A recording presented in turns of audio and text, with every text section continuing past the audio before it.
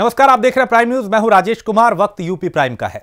उत्तर प्रदेश के मुख्यमंत्री योगी आदित्यनाथ के गृह जिले में यानी गोरखपुर महोत्सव 2021 का भव्य आगाज यहां पे किया गया और रामगढ़ झील के किनारे चंपा देवी पार्क में हो रहे गोरखपुर महोत्सव का यूपी के पर्यटन मंत्री नीलकंठ तिवारी ने उद्घाटन किया।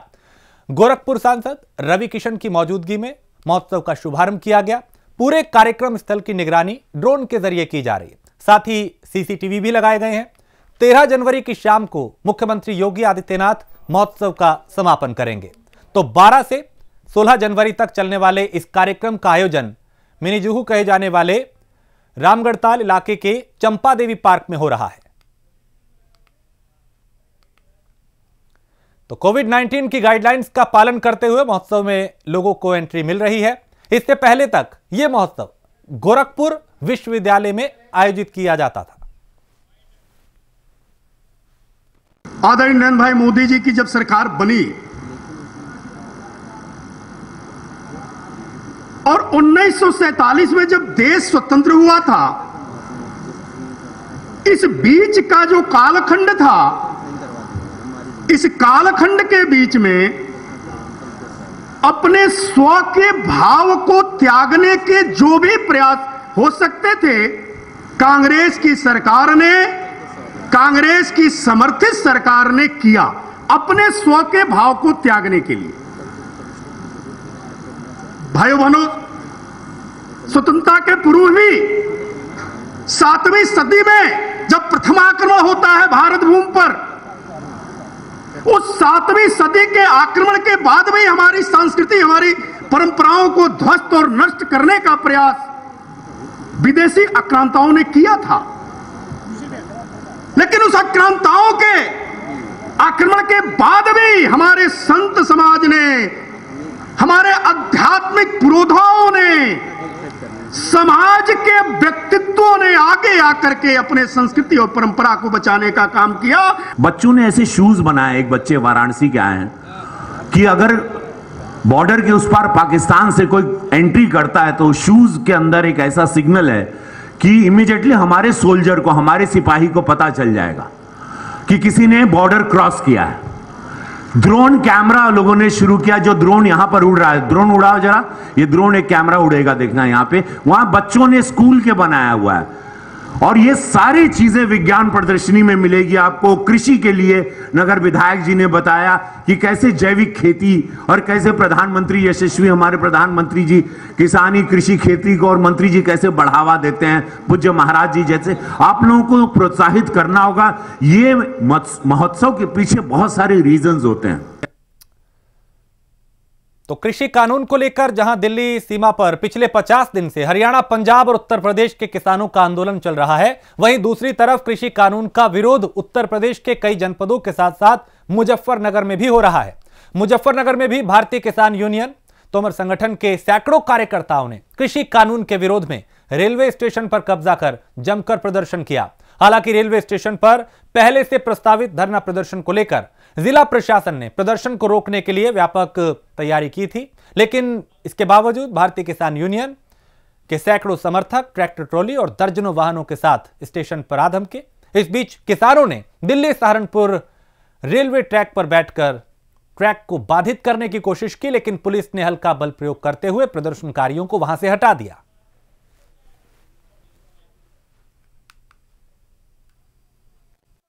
आज भारतीय किसान यूनियन तोमर ने पिछले कई दिनों से जो हमने आह्वान किया था कि भाई काले कानून के विरोध में भारतीय किसान यूनियन पूरे प्रदेश भर में और उत्तराखंड में रेलवे स्टेशनों में पंचायत करेगा। और दूसरा मुद्दा हमारा ये भी है कि जो किसान दिल्ली आंदोलन में शहीद हुए हैं उन्हें शहीद का दर्जा दिया जाए और उनके परिवार को लगभग 50-50 लाख रुपए सहायता राशि से सरकार दे।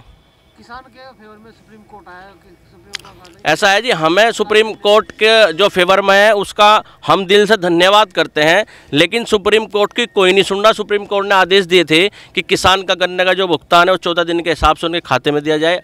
यहाँ पर जनपद मुजफ्फरनगर में, पूरे उत्तर प्रदेश में बताना चाहता हूँ, उत्तराखंड में बताना चाहता हूँ कि 3-3 साल तक भी किसानों के पेमेंट अब तक नहीं मिले हैं। हमारा तो सीधा एक ही आह्वान है कि ये जो काले कानून जब मोदी सरकार पास कर सकती है तो इन्हें वापस लें।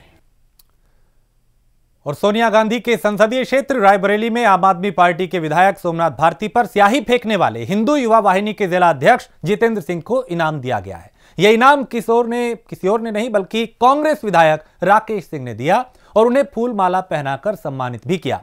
वहीं इनाम मिलने के बाद हिंदू युवा वाहिनी के जिला अध्यक्ष ने कहा कि आप विधायक ने जिस तरह से टिप्पणी की थी वो निंदनीय है, जिसको लेकर हमने उनके चेहरे पर स्याही फेंकी थी।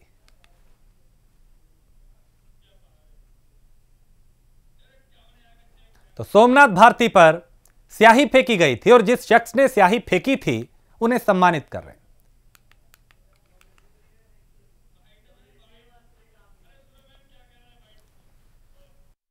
हमारे उत्तर प्रदेश के देवतुल्य मुख्यमंत्री आदरणीय योगी आदित्यनाथ जी के ऊपर अभद्र टिप्पणी करने के लिए इसने बहुत ही व्यवहारिक तरीके से उसका जवाब दिया और इस लड़के ने, इसलिए मैंने सोचा कि इसको 51,000 रुपये देकर के कम से कम पुरस्कृत किया जाए।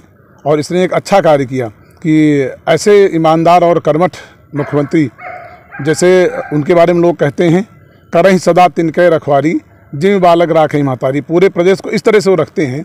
और ऐसे देवतुल्य मुख्यमंत्री के लिए इस तरह की अभद्र भाषा करने वाले का इसी तरह कम से कम उसको जवाब देना चाहिए जैसा हमारे जितेंद्र सिंह भाई ने दिया है। इसलिए मैंने कहा कि इनको आज सम्मानित किया जाए।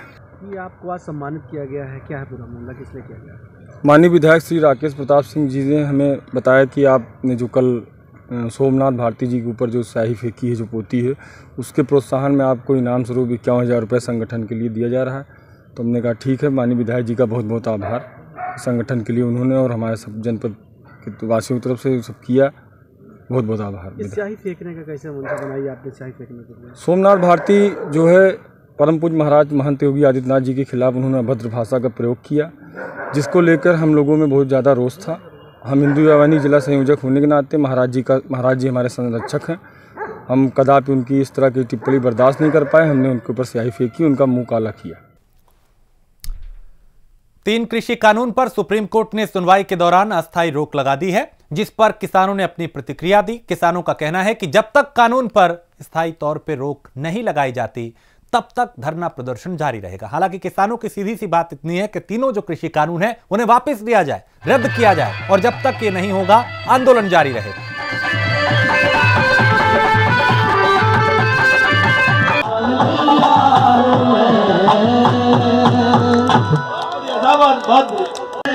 मुझको लिख लिख दे साथी कुछ मांगना किया।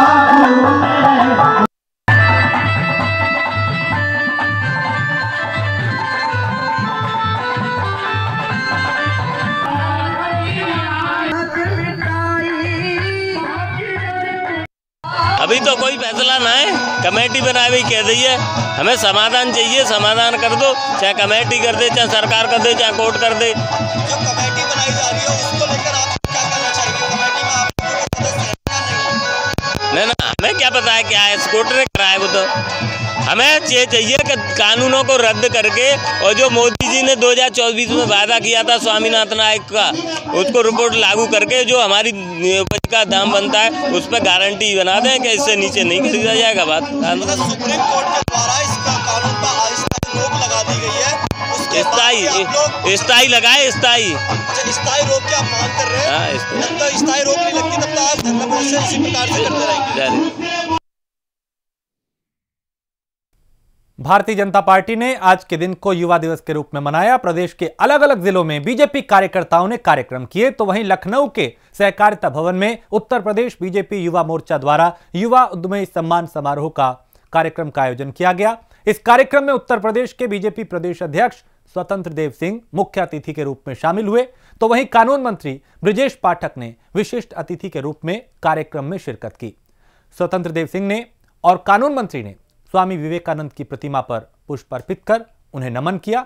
साथ ही उत्तर प्रदेश में नवयुवा उद्यमियों को स्वामी विवेकानंद सम्मान पत्र एवं शॉल ओढ़कर सम्मानित किया। हमारी केंद्र की सरकार और स्टेट की सरकार बहुत अच्छा काम कर रहे हैं। आप देख रहे होंगे कि जिस ढंग से उत्तर प्रदेश में गरीबों के कल्याण के लिए काम हो रहे हैं। लोगों की बहनों की शादियां हो रही हैं, नौजवानों को रोजगार मिल रहा है, लॉ एंड ऑर्डर चुस्त दुरुस्त किया जा रहा है। उत्तर प्रदेश के सर्व समाज के लोग प्रसन्न हैं, कोई दिक्कत नहीं। उनके दौरे से कोई दिक्कत तो नहीं होगी? नहीं, दिक्कत क्या होगी आप देखेंगे जब परिणाम आएगा तो भारतीय जनता पार्टी के पक्ष में आएगा। सर, सोमनाथ भारती ने जिस तरह बयान दिया, दरअसल उस बयान को मैं निंदा करता हूं। इस तरीके से लोकतंत्र में हिंसा का कोई स्थान नहीं है। स्वामी विवेकानंद की जयंती के अवसर पर जो नए युवा उद्योग का काम करते हैं, ऐसे उद्यमी राज्य के अंदर सम्मान समारोह रखा गया था। जो लोगों ने आदरणीय मोदी जी द्वारा जो कौशल के माध्यम से, आत्मनिर्भर भारत के माध्यम से ऐसे उद्यमियों का जो लोग अपना रोजगार शुरू कर दिए हैं और ठीक ढंग से मेक इंडिया के माध्यम से अपना काम चला रहे हैं और गरीबों को रोजगार दे रहे हैं, नौजवानों को रोजगार दे रहे हैं, ऐसे लोगों का राज्य के अंदर आज स्वामी विवेकानंद की जयंती के अवसर पर युवाओं का सम्मान करने का पार्टी ने निर्णय किया है। उसी के निमित्त आज मुझे लखनऊ में रहना था। और कोरोना को लेकर यूपी सरकार ने प्रेस कॉन्फ्रेंस की। प्रेस कॉन्फ्रेंस में जानकारी देते हुए बताया गया कि 24 घंटे में कोरोना के 511 नए मामले आए, जबकि इन्हीं 24 घंटों में 789 लोग रिकवर भी हुए, यानी ठीक भी हुए। और क्या कुछ कहा गया, सुनते हैं। वैक्सीन की पहली खेप प्रदेश में लखनऊ एयरपोर्ट पे आज 4 बजे प्राप्त हो जाएगी और भारत सरकार के निर्देशों के अनुसार जैसा क्रम भारत सरकार ने निश्चित किया है, उस क्रम में जो प्रथम चक्र में स्वास्थ्य प्रक्रिया में लगे हुए जो हेल्थ वर्कर्स हैं, वॉलंटियर्स हैं, उनको ये वैक्सीन प्रथम चरण में लगाई जाएगी और ये प्रक्रिया प्रारंभ हो गई है। प्रदेश में कोरोना का संक्रमण भी कम हुआ है, आज वैक्सीन भी प्राप्त हो जाएगी, लेकिन इसके बावजूद हम सबको सावधानी बरतनी है। मास्क निरंतर उपयोग करना है, हाथ धोते रहना है और भीड़ भाड़ से बचना है।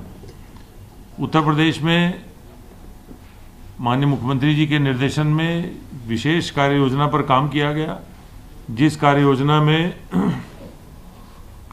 टेस्ट की संख्या जो कि मार्च में केवल 72 प्रतिदिन थी, उसको बढ़ाकर लगभग 1,90,000 प्रतिदिन तक किया गया और सर्विलांस का एक नया प्रयोग किया गया कि प्रत्येक परिवार के प्रत्येक घर में जाकर पूछा गया कि उन्हें संक्रमण के कोई लक्षण तो नहीं है।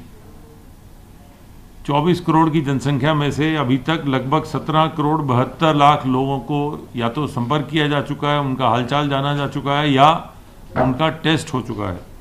लगभग 2 करोड़ 55 लाख टेस्ट उत्तर प्रदेश में अभी तक हो चुके हैं और इनमें लगभग 45% से अधिक RT-PCR के टेस्ट हैं।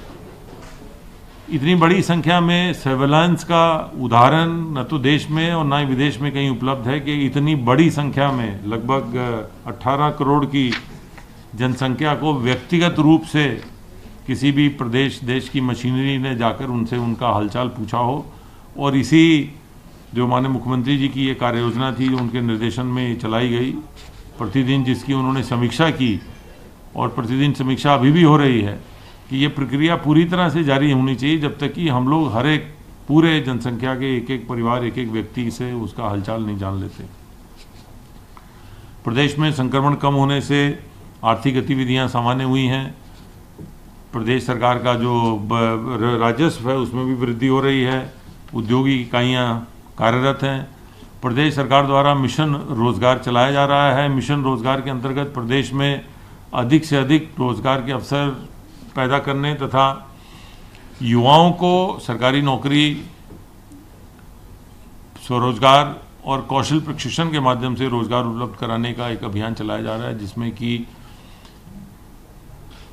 4 लाख नौकरियों का जो अभी लक्ष्य है वो पूरा हो रहा है और ये आगे भी इसको बढ़ाया जा रहा है। और जितने भी हमारे सरकारी विभाग हैं, निगम हैं, परिषदें हैं, आयोग हैं, सबको निर्देशित किया गया है कि वो रिक्तियों की प्रक्रिया के अनुसार पूरी पारदर्शी तरीके से भर्तियां तत्काल कराएं। विगत 24 घंटों में संक्रमण के 511 नए मामले सामने आए हैं। इसी अवधि में उपचारित होकर डिस्चार्ज होने वालों की संख्या 789 है। इस समय एक्टिव इन्फेक्शन के केसेस की कुल संख्या 10,560 है। इन 10,560 केसेस में से 4,018 संक्रमित व्यक्ति होम आइसोलेशन में हैं, अर्थात घर पर रहकर ही स्वास्थ्य लाभ कर रहे हैं, और 1,012 संक्रमित व्यक्ति निजी अस्पतालों में भुगतान के आधार पर अपना इलाज करवा रहे हैं। बाकी के सभी संक्रमित व्यक्ति जो इस समय एक्टिव इन्फेक्शन में हैं, वो सरकारी व्यवस्था L1, L2, L3 के चिकित्सालयों में निःशुल्क अपना इलाज करवा रहे हैं। संक्रमण के पश्चात अब तक जो लोग पूर्णतः उपचारित होकर डिस्चार्ज हुए हैं, उनकी संख्या अब 5,75,101 हो गई है। संक्रमण से अब तक कुल 8,514 लोगों की मृत्यु हुई है, अर्थात जो कोविड संक्रमित हुए उनमें से 8,514 लोगों की पिछले मार्च से अब तक मृत्यु हुई है। यह आवश्यक नहीं है कि इनकी मृत्यु का कारण कोविड रहा हो, कोई भी कारण हो, लेकिन अगर उस समय वो कोविड संक्रमित हैं तो उनको हम कोविड संक्रमित मृत्यु के रूप में ही गणना करते हैं। कल प्रदेश में 1,29,026 सैंपल्स की जांच हुई और अब तक कुल मिलाकर 2,55,69,666 सैंपल की जांच की जा चुकी है। ई संजीवनी पोर्टल पर कल 5,055 लोगों ने घर बैठे चिकित्सकों से परामर्श प्राप्त किया और अब तक यह सुविधा 3,80,639 व्यक्ति प्राप्त कर चुके हैं। आप भी घर बैठे डॉक्टरों से राय लेने के लिए ई संजीवनी का उपयोग कर सकते हैं। जहां तक सर्विलांस की बात है, अब तक 1,82,300 इलाकों में 5,05,502 टीम दिवस के माध्यम से 3,12,17,809 घरों का सर्विलांस किया जा चुका है और इनमें रहने वालों की संख्या 15,17,49,134 है। आप अवगत हैं कि 16 जनवरी से कोविड वैक्सीनेशन का कार्य प्रारंभ होने वाला है और कोविड वैक्सीनेशन के लिए वैक्सीन की पहली खेप आज हमें प्राप्त हो रही है।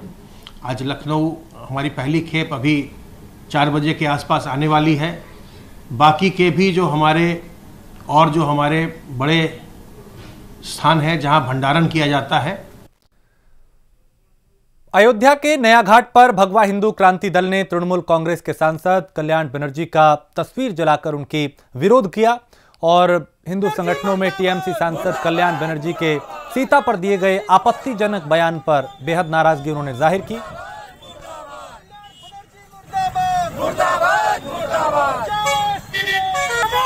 बंगाल की तृणमूल कांग्रेस का एक सांसद जो बांग्लादेश का एक तरीके से बिचौलिया है, उसने मां जानकी के बारे में एक बहुत ही आपत्तिजनक बयान 2 दिन पहले जारी किया है, जिसको लेकर भगवा हिंदू क्रांति दल ने पहले ही बोला है कि उस सांसद के खिलाफ जब भी वो दिल्ली के अंदर आएगा उसके मुंह पर कालिख पोतकर हम लोग भेजेंगे। यहाँ पर संगठन के सारे पदाधिकारी मां जानकी के उस अपमान का बदला लेने के लिए तृणमूल कांग्रेस का जो सांसद है कल्याण बनर्जी, उसका यहाँ पर हम लोगों ने अभी आपके सामने पुतला दहन किया है। शामली पहुंचे उत्तर प्रदेश सरकार में पंचायती राज विभाग मंत्री भूपेंद्र सिंह चौधरी ने बयान देते हुए साफ तौर पर कहा कि रोजगार और उद्योग धंधों के लिए सरकार के पास पैसे नहीं है। देश को विकास की ओर बढ़ाना है। रोजगार खेती में निवेश के आधार पर ही बढ़ेगा, लेकिन रोजगार और उद्योग के लिए सरकार के पास पैसा नहीं है। वहीं पंचायती राज विभाग मंत्री ने यह भी स्पष्ट किया कि देश में स्वास्थ्य सेवाएं उचित मात्रा में उपलब्ध नहीं है। पंचायत के नवीन भवन का सरकार की सहायता से भवन बनने है जिला पंचायत का, उसका शिलान्यास करना था और अपने कार्यकर्ताओं का से मिलना था। सभी सम्मानित जिला पंचायतों का जो सदस्य हैं, अध्यक्ष हैं, उनका अभिवादन करना है। इसके लिए आज शामली आना हुआ है। विवेकानंद जयंती के अवसर पर भारतीय जनता पार्टी के कार्यक्रम में एक कार्यक्रम है, उसमें भी उपस्थित रहना है। मंत्री जी किसान धरने पर बैठे हैं, उसमें आपका क्या कहना है? मेरा सभी सम्मानित किसान भाइयों बहनों से निवेदन है कि सरकार पर विश्वास रखें और जो भी उनके सुझाव है सरकार संशोधन करने तैयार है और बैठ के वार्ता करें और इस तरह का जो भी धरना है वो धरना समाप्त कर दें। सरकार की भावना किसानों के साथ है, उनके हित में। और उत्तर प्रदेश में योगी सरकार द्वारा माफियाओं के खिलाफ चल रही कार्रवाई को लेकर पूर्व सांसद डॉक्टर रामविलास दास वेदांती ने कांग्रेस पर माफियाओं को बचाने का आरोप लगाया। दरअसल बाहुबली मुख्तार अंसारी वर्तमान में पंजाब जेल में है। मुख्तार पर नित्यानंद राय की हत्या का आरोप भी है। उत्तर प्रदेश में मुख्तार अंसारी की पेशी को लेकर पंजाब जेल से लेने पहुंची उत्तर प्रदेश पुलिस को पंजाब पुलिस ने सौंपने से मना कर दिया था, जिसको लेकर पूर्व सांसद डॉक्टर रामविलास वेदांती ने पंजाब की कांग्रेस सरकार पर जमकर हमला बोला। मुख्तार अंसारी आतंकवादी है। मुख्तार अंसारी ने नित्यानंद राय की हत्या किया था, ये बात जग जाहिर है, हर कोई जानता है। लेकिन कांग्रेस ने अपने कर्तव्य का पालन किया है, कांग्रेस ने अपने धर्म का पालन किया है कि आतंकवादियों को कैसे बचाया जाए। वो आतंकवादी पंजाब की जेल में बंद है और पंजाब की जेल में आतंकवादी बंद यदि उत्तर प्रदेश में जाएगा तो उत्तर प्रदेश में आतंकवादियों को कहीं ठिकाना नहीं है। इसलिए कांग्रेस ने जानबूझ करके आतंकवादियों की रक्षा के लिए मुख्तार अंसारी को जेल से छोड़ना नहीं चाहती है। ये सोनिया गांधी के इशारे पर, राहुल गांधी के इशारे पर, प्रियंका गांधी के इशारे पर, पी चिदम्बरम के इशारे पर ये सबसे बड़ा आतंकवादी तुष्टीकरण की नीति उनकी है। फिरोजाबाद में राष्ट्रीय विद्यार्थी मंच छात्र संगठन के कार्यकर्ताओं और कायस्थ महासभा के पदाधिकारियों ने स्वामी विवेकानंद की जयंती के अवसर पर उनकी प्रतिमा का जलाभिषेक कर माल्यार्पण किया। इस दौरान विद्यार्थी मंच के महानगर अध्यक्ष अनिकेत जैन ने कहा, स्वामी विवेकानंद युवाओं के लिए प्रेरणा के स्रोत थे।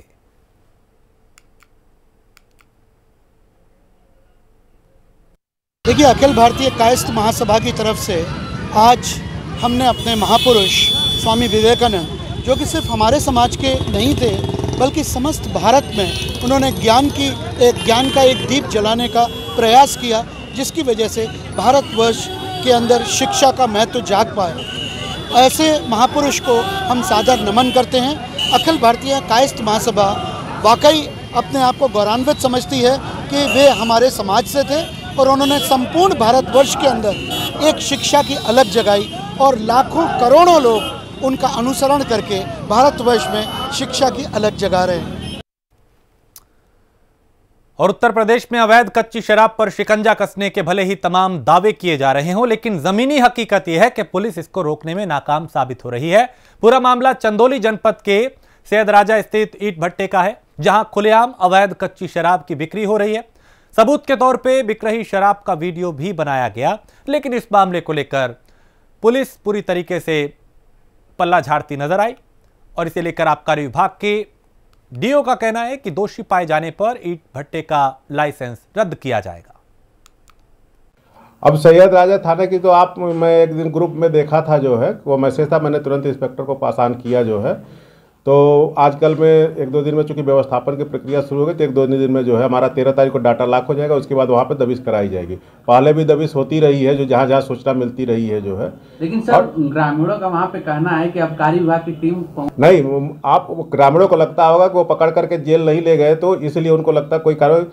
वहाँ पे जब भी कोई आदमी पकड़ा है, शराब मिलती है, शराब बरामद करके आबकारी विभाग ले जाती है। जो व्यक्ति मिलता है उसके खिलाफ अभियोग पंजीकृत होता है, उसकी चार्जशीट न्यायालय में भेजी जाती है। और रामनगरी अयोध्या की सीमा पर बिक रहे मांस मदिरा की दुकानों को बंद कराए जाने की मांग को लेकर अनशन करने की तैयारी में जा रहे तपस्वी छावनी के महंत परमहंस दास को उनके आवास पर ही पुलिस ने रोक दिया और यहां पे बड़ी संख्या में फोर्स तैनात कर दी गई। प्रशासन ने परमहंस दास को उनके आवास पर ही रोककर उनसे निवेदन किया था कि वो ऐसा ना करें। अयोध्या की जो सांस्कृतिक सीमा 84 कोसी है, वहां से अंडा मांस मदिरा को पूर्ण रूप से प्रतिबंधित करने के लिए 2018 में मैंने महामहिम राष्ट्रपति महोदय श्री रामनाथ कोविंद जी को पत्र भेजा था, जिसमें जो है वहां से आदेश स्टेट गवर्नमेंट को, स्टेट गवर्नमेंट ने जिला प्रशासन को किया था। लेकिन दुर्भाग्य रहा कि 5 कोस में ही करके, और जो है ये होगा कि अयोध्या 5 कोस में ही है। फिर एक बार मैंने 6 महीना पूर्व जिलाधिकारी महोदय को ज्ञापन दिया कि पंचकोसी परिक्रमा में भी महोबरा में वहां से सटे हुए अंडा मांस मदिरा की दुकानें धड़ल्ले से चल रही हैं, वहां जो है तो खूब हिंसा हो रही, बकरा मुर्गा काटे जा रहे हैं। जिलाधिकारी महोदय ने कहा कि महोदय मैं इसको 24 घंटे के अंदर वहां से मैं हटवा देता हूं। और इसी के साथ इस बुलेटिन में फिलहाल इतना ही। देश प्रदेश की बाकी खबरों के लिए आप देखते रहिए प्राइम न्यूज।